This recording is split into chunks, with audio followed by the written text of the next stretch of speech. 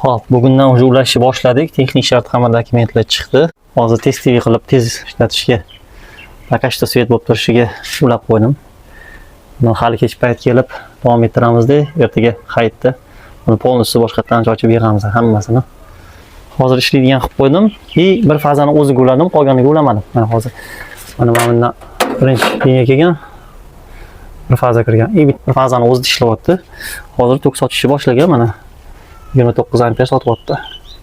Mana bilan qizyaptimi yo'qmi deb qo'ydim. Yo'q, yaxshi. Uncha narsani tekshiryapman.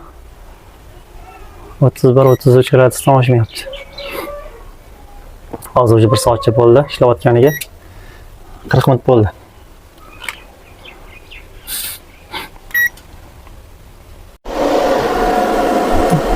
Yetti kilovat olyapti. Hop, sotuvga 603 sotyapti. 500 watt ishlatyapmiz. Uyga ketyapti. Hozir ikkita joyga ulab qo'yilgan, ikkita uyga qardon berdik, ikkita uyga. Okey.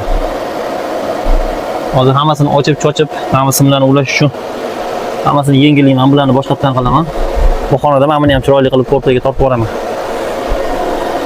Endi bularni shoshmasdan hayitda dam kunda qilamiz. Endi hozir sartarojdada bilasizlar, bugun hayit oldi ish ko'p, klientlar chaqiryapti. Hozircha ishlab turadigan qildim. Bitta fazaga tok sotyapman hozirgi paytda. Bitta fazaga sotib ko'ramiz. Bugundan borib o'zi shartnomalarning hammasini yengillab keldim. 19 kilovat sotadigan qilib shartnoma tuzib kelindi. 2 kundan keyin bilamiz, tok sotdimi yo'qmi bir fazaga. Lekin sotadi deyishdi, shuni hisobiga ulab qo'ydim. Bir fazani o'zini ulaganimda ham ishchi bir fazani o'zidan ham ishlayapti. Bemalol tok sotyapti. Qolganini ulaymiz, qolganini ham baravar sotadigan qilib qo'yamiz degan ulab. Hozircha vaqtinchalik sim tashab qo'ydim. Bo'ldi.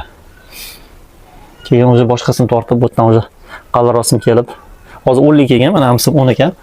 Bu eskisi, uni olib tashab, o'rniga boshqasidan qo'yib, shu yerog'idan qo'yib ulaymiz. Bu yog'ini bizdan chiqarib yuboraman, xudo xolasa, biz bilan yaxshilab qilib o'tirib yuboramiz. 10 talimiz qo'yganman, hisoblasam 30 kilovat ko'taradigan bo'lyapti.